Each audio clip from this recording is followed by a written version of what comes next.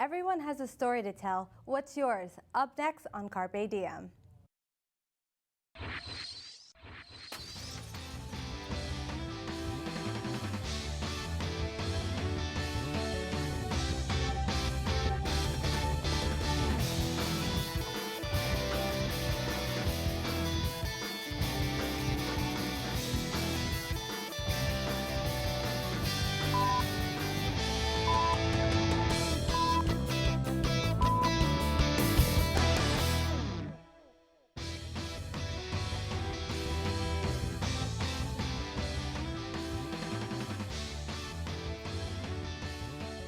Hello and welcome to Carpe Diem. I'm Crystal Acasa. You may find it strange when I say the latest thing to emerge and make its way from the underground scene to the mainstream world is storytelling.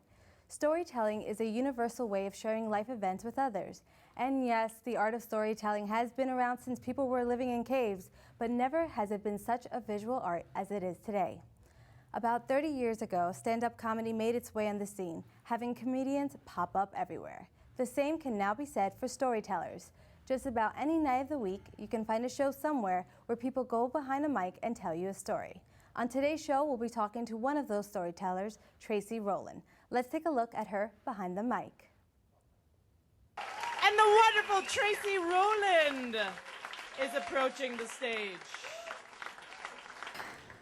There are a couple of times where you think to yourself, I wish I studied another language.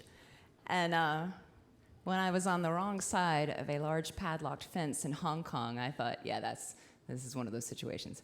When I move to a new city, I always have these dreams of taking it by storm. You know, I'm going to be the belle of the ball. I'm going to own it. And then I ultimately find myself walking the streets alone a lot. I moved here a week and a half ago, and I walked here alone. So, same was true in Hong Kong. You know, I was working there, and I met a lot of great people, and they were partiers. I am not. So when we left work and they would go off to the party zone, I would walk home, and my walk home took me through the Botanical Garden. And the Botanical Gardens in Hong Kong is like this, it is what it sounds like. It's an oasis. You know, it's this crazy, packed, jammed city. And then you enter this green, just silent place right in the heart of the city. And part of the Botanical Garden is the zoo. And it's like a Victorian zoo, and it looks like a child's drawing of a zoo, like perfect little black cages, you know, with little animals that seem happier than I'm sure they are. And just like brick paths, and you know, there's always a mist because it is just the hottest, sweatiest place you could possibly live in. We used to call it living in a fat man's pants, just to convince others to visit. So, you know, if you're walking through there, you know, at night, because it seemed to never close, it's just this magical place. You know, the city and the crazy is just all around you. And so that became my route home. Just walking through the Botanical Garden and then walking through the not sad parts of the zoo, and then walking onward to my street and going home to my tiny apartment with no hot water that cost twice as much as the apartment I have now, and in which I lived alone. So one night I entered the Botanical Garden later than usual because I actually had a social engagement. Awesome. So it ended you know, at 10 because I was partying hard that night. And so I went into the Botanical Garden and it took a little bit longer to walk around because it was just that kind of perfect night. And I brought myself through the monkey side. And monkeys usually make me sad. You know, it's like they're smart, they're in a cage, they're looking at you, they're jealous. And these monkeys, you know, no different. You kind of walk through like, sorry. You know, and then I would say to them, like, hey, listen, my apartment is half the size of your cage, so no, really, we're good. And as I meandered onward to my exit, I reached the gate that is closed, and with a padlock that is like comedy padlock. It's like Flintstones, you know, with like the big, you know, and there is no getting through this gate. And I was like, oh, that's curious. I guess they're just doing work on the gate, and it just never occurs to me that the zoo closes. So I walk back to the front gate, and there's another comedy padlock. And I had just timed it so that when I entered, the guy with the padlocks shut it and was just like, I guess, 5 steps behind me, locking all the gates, and then was nowhere to be found. So I start navigating the zoo, including all the sad parts, looking for an exit or a person, and there is nothing. And it is me and the monkeys and these plants that no longer seem exotic. They seem kind of creepy because now it's just these lights and the mist and the plants and the shadows and me. And so I keep walking. I'm thinking, well, I'm used to this. I've walked a whole lot in this city. Why not walk all night? And as I'm walking, I do find a phone. This is the days before cell phones, or the days before I had a cell phone. And it's 5 years ago. So there's this emergency phone. And I pick it up, and it rings. And somebody answers, and they answer with the customary Hong Kong greeting, which is "Wai?" And I'm like, "Why indeed am I stuck in this?" And I was like, "Hello?" And she says, "Hello." I was like, "Oh, thank God. This is silly. I'm locked in the zoo. I feel kind of dumb about it. Maybe you could send somebody with a giant key." "Hello," is all I get from the other side. I'm like, "Hi. Okay. Locked in the zoo. Hello." They offered Cantonese classes where I was working, but it's like the hardest language ever. So I hang up and continue to walk around the zoo, and then I get tired, and I think, well, I'll just find a nice bench, and I find a bench over by the birds, who are boring, and I can hear the monkeys, over in their corner, and they're kind of having a party and having a really good time. And I'm thinking, all right, I don't really want to sleep with the monkeys, but I don't want to sleep alone. And if I ever write an autobiography, that's totally the title. So I go, and I lie down on this wrought iron bench in the mist, in the heat, in the Hong Kong fog, with 40 monkey eyes staring at me. And I feel more at home than I've felt in years. Thanks. Joining me now is Tracy Rowland. Welcome, Tracy. Thanks for having me. So, Tracy, that's a crazy story. And first thing, I want to know, at what time were you able to escape the zoo finally? Oh, around dawn, a very not amused guard woke me up from the bench. Oh, my goodness. And then, this is so embarrassing. And again, if I had learned some of the language, I would have seen that very close to the phone that I was on was a sign marked "exit" in Chinese. And there was like an escape tunnel. And it wasn't locked? Pardon? It wasn't locked? No. It was right there, but Okay. I'd walked by it probably about 6 times, not knowing what it was. Well, at least it gave you a story to tell. That's it. If it's a bad time, it's usually a good story. That's true. Well, that ended up being a pretty good time. Sleeping with the monkeys. Who knew? Who knew? Like once in a lifetime experience. Let's hope. So let's take it back to the beginning. How did you get involved with storytelling? It's funny. I had moved back to the New York City area after years away. Spent in Hong Kong and Los Angeles and Atlanta. And an old friend of mine said, "Hey, let's go to this storytelling event." It was the Moth.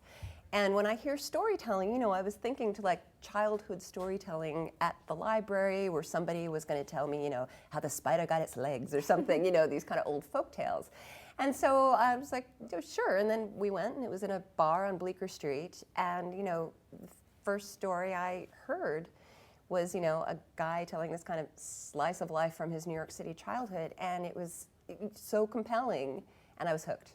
And I didn't think this existed, even though, as you mentioned in the intro, it's existed since we were in caves. So how long from that moment did it take you to get involved in storytelling? It took me years. It took me probably at least 2, possibly 3 years to really work up the courage. So I started going. I was a story groupie, and I went every chance I got. And at that time, it was maybe twice a month you could find a storytelling event, and then it really snowballed, to where you can find them everywhere now. But it took me a while, and my first time on stage, and I have the recording, you can barely hear my story because my voice is trembling so much. And then how can you tell what's a good story to tell? Like, especially like your first time, do you just out of the whim, you just say, oh, I'm going to tell this story, see how the crowd reacts?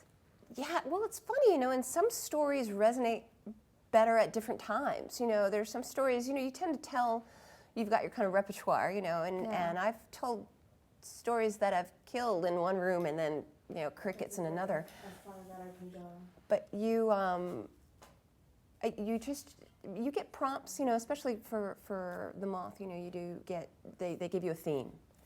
And then that kind of gets your head thinking, well, what's happened? And, we all have stories, and it's just a matter of kind of teasing them out. Like, I don't know about you, but like at Thanksgiving at my house, we stay around the table for hours, and it's not about the food, heaven knows, and it's because it's a family of, people with stories. Oh, Dad, tell about that time, or don't get Grandpa. Oh, remember when? And yeah, all this, yeah, right. definitely. Or don't get Grandpa started on the war. We'll be here all night.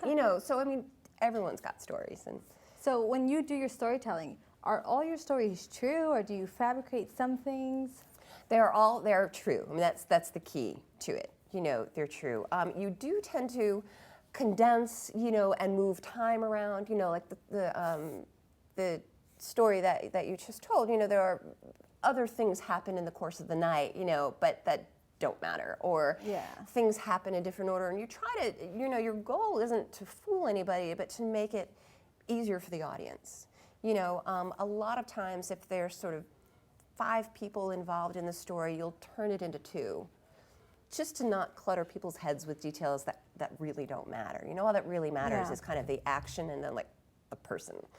So yes, they are true, but they are massaged into a story. How do you remember all the details to your story? Do you keep a journal? Do you write it down? Do you have like cheat sheets when you tell the story? You cannot have cheat sheets. No? You're up there alone. So I wish I journaled more. Because I'll remember something and be like, wouldn't that have been great if that diary that I got for my birthday was ever actually filled in this time, so you are drawing on memory. And I'll ask family, and because I asked my mom recently, I was working on a story, and I said, remember in 3rd grade how I got locked in the storage cabinet a lot? By the teacher. Were you ever told about this? And my mom said, yeah, what's your point? So you end up, kind of interviewing people, and the story is your truth, so how you remember it. Yeah. And you've even, stories that your family tells, they evolve over time, and your uncle's stories get better the more he tells them, and, so I wish I kept journals, is all. I think I would have had a lot more detail. Are your stories like always your own, or do you tell stories like, oh, do you know what happened to my mom this one time, and kind of you take it in your perspective? No, because then that's her story. Yeah. So elements of that will come in. If my mom, much to her dismay, comes up in my stories a lot. Because she's a really interesting character. She was a single mom. She came to New York as a nurse and then was a model, and then, but can like rewire an entire house. So a lot of who she is informs who I am, but I'll allude to like things like that, but that's her story to tell. Well, Tracy, earlier you got to tell us a story about one of your first jobs out of college. Let's go take a look. It was game show week at the Howard Stern Show, which for me meant one thing. I would be dressing up strippers. My title on Howard's very first TV show was associate producer, but really I was a stripper wrangler. And when I wasn't dressing them up as nurses or Nazis, I was buying trampolines and pogo sticks for them to bounce on during commercial breaks. I'm so glad I got that degree in broadcast journalism. But this week was going to be different. We weren't going to do stripper Family Feud or Hooker Price is Right. No. We were going classy, and we were doing What's My Line with Kitty Carlisle Hart and Arlene Francis, the original panelists on What's My Line, who are now pushing 80, but were considered, television legends. And so this week, when I walked past the doorway of the newsroom where I had interned and started my career and really learned my journalism chops. This time I wasn't going to be pushing a prop cart filled with inflatable sex dolls, trailing a girl on a leash. This day, I could hold my head up and really know that I had made a great career decision going from the news to Howard Stern. And things changed during the week as we got the show ready, and instead of What's My Line, it became What's My Secret? And Kitty and Arlene had to figure out the secret of our mystery guest. It's kind of a basic, standard, old school game show trope. And our mystery guest was going to be mystery guests. And they had to figure out that the secret to these two guests was that they were twins joined at the head. And in Howard's defense, the humor here was not the deformity, but was the reaction shot of Kitty and Arlene as the secret was revealed. Because giving two octogenarian television legends a heart attack is a priceless television moment. And we lived for those. So the talent booker, rustled up Kitty and Arlene and pulled them out of retirement, and she tracked down a set of twins joined at the head. And they weren't that far away. They were just in Philly. And so it was great. Everything was going to go, as planned. And we waited on Friday, taping day, for the girls to arrive. And we were expecting, two girls joined at the top of the head. Everything else about them was normal, in our world of, elephant boys and like triple D implants, it was normal. And even we were not prepared for the Chappelle sisters because Lori Chappelle is a regular sized lady, and she is joined at the face to her tiny misshapen sister Reba. And Lori pushes her around on a modified bar stool, and they face in opposite directions. I do believe they share an eye. And this was before you could Google stuff. So when they arrived, the whole building on Friday taping day, everybody over at Channel 9 was pretty much, pressed against the window going, what's Howard got in store today? What kind of, parade is he going to stage? And when these girls spilled out of the limo, the entire building gasped, because this time, those freaks at Howard Stern have gone too far. And so taping was immediately put on hold. The talent booker started working on a resume, and the girls were stashed away in my office, out of sight. And so it's me in my office with the nurses' uniforms and the taxidermy, and these two sisters joined at the head. And Howard is, behind closed doors with the lawyer who was probably breathing into a bag at that point. And they're trying to figure out what to do. Can we go forward with taping? And the negotiations just took ages. While they're talking, I'm in my office with these two girls, and they're getting a little antsy, and I'm trying to make small talk, and it turns out we don't have a whole lot in common. So here's me. Hey, so I've got a sister. So, I hear a muffled voice coming from the back of Lori's head, and it's Reba. Oh, and here's the thing also. This was sort of the key to why, when you wonder, why would they come onto the Howard Stern show? Because they know what he's about, and they know his reputation. Well, Reba was a country singer, and this was going to be her big break in television. So they really had a reason to be there versus just being on display. And so they were getting antsy. Reba's, doing scales, and they're practicing, and they're getting kind of, alternately excited and nervous about their big break. And so Reba has to go to the bathroom. And I try to sort of sneak them down the back hallway, but you've got a large lady and a small lady and a bar stool whose wheels have not been oiled in forever, and we're sort of careening and clattering and just rattling down the hallway to the ladies' room, which is just past the open door to the newsroom. And so once again, I am walking by my old colleagues, pushing and pulling, something that does not really, allude to my journalistic roots. And as we go by, I see one of the newsroom guys look up and look at me and just look back down at the story he's working on. And I have never, so much wished for a cart full of sex toys as I had at that moment. And so eventually it was decided that having the girls on the show was going to push even our very limited boundaries of good taste. And so I had to break the news to them that they were not going to be on the show after all. And Reba started to cry because she was missing her big break in music. And also, she had used her last vacation day to be there. Her sister still had vacation days. So the show got canceled not too long after that, and we all sort of spread to the winds and went on to our next careers. And I went further and further away from journalism. I went to Cartoon Network, NBC News, way far away from legitimate broadcast journalism. And I started to think what would have happened, if I had taken a different road, if I hadn't gone down that path with Howard Stern. How would my career shape up? And like a good journalist, while I worked on the show, I kept a journal and I wrote into it faithfully. And looking back, I can read entry after entry about that marketing guy that I had a crush on. And there's nothing about what I was witnessing in the studio, in the writer's room, where things went down that did not make it on camera.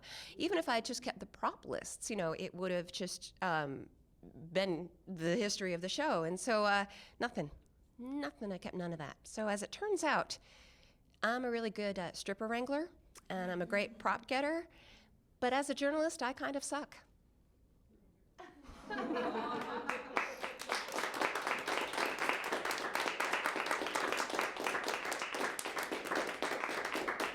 That's a crazy and wild story, Tracy. People don't get it that, people don't know that you're just a storyteller by night. You actually have a day job in the broadcast business. Yeah, no, my day job has very little to do with storytelling. But you seem to include it in your storytelling. Oh, yeah. My day job brought me to Hong Kong, and so it brought me, into Howard Stern's orbit. And so it's been the catalyst for a lot of great stories, but it's a pretty straightforward 9-to-5 job. Do you try to keep your day job and your night and storytelling separate, or you just can't? No, and it's really each kind of informs the other. Storytelling has been great. I started teaching not too long ago, and really on the strength of storytelling. It's like if you can stand in front of a room and kind of convey, it helps a lot. And in any time you're working, because I do work in television, and even though I'm just doing 30-second promos, for shows, you're telling a story, in 30 seconds, trying to make it compelling to get people to watch the show. So I really feel like it informs all of our lives, to some degree. So your day job's basically another version of storytelling. Tiny little stories with way more marketing speak than I would put into my actual story. More logos. But you would say your storytelling by night, I guess, is more liberating? Oh, yeah, absolutely. It's funny. It's really changed. It's made me happier during the day because I don't feel so constrained, when you've got so many managers and people, telling you exactly what this 30 seconds needs to be and the parameters it needs to be in. And then, I can go elsewhere and actually, be a little freer. So, yeah. But with storytelling, are you given a time limit that you have to tell your story in, let's say, 5 minutes, or? Usually, yeah. And I have to say that actually is good. Stories are better when they're shorter. I've told, the story about the Howard Stern show. I told it at the Moth, where they kind of whistle you off at 6 minutes, which is great because I told it earlier in sort of 10 and 11 minutes. And I got to tell you, that extra 4 minutes, not necessary. You tend to just add details that don't matter. So when you're given a time constraint, you get to the point. And you identify who's important. So this goes back to what you were saying earlier about compressing your stories, eliminating certain characters that really didn't add to the story. Yeah, and so it's easier to do when you've got a time constraint. You can really just kind of, How do you determine what to talk about? Are you given a theme before you go to the venue, or? Yes. Yeah. The themes are are absolutely just, important, you know, to kind of prompt you. And sometimes the theme won't really be what you think it is. You know, there was a story event that I wasn't going to tell at. The theme was spirit. And I'm like, I see no ghosts. You know, that's my grandmother's story. She sees all the ghosts. And then I was asking a friend, hey, are you going to tell a story for spirit? He's like, yeah, I'm going to tell that story about the rendezvous with the cheerleader. And I was like, oh my gosh, right, cheerleading. And it reminded me of a story I'd tried to forget of my most embarrassing day in high school involving me in a cheerleading uniform and big flowery granny panties and Oh my goodness. and so I kind of winged it that night, and it wasn't a perfect story, you know. I had just kind of scribbled it down, you know, an hour before, but I did get the entire audience to join me in a cheer. Oh, So that was fun. So, you know, that was where a prompt burbled up something that I had long since suppressed.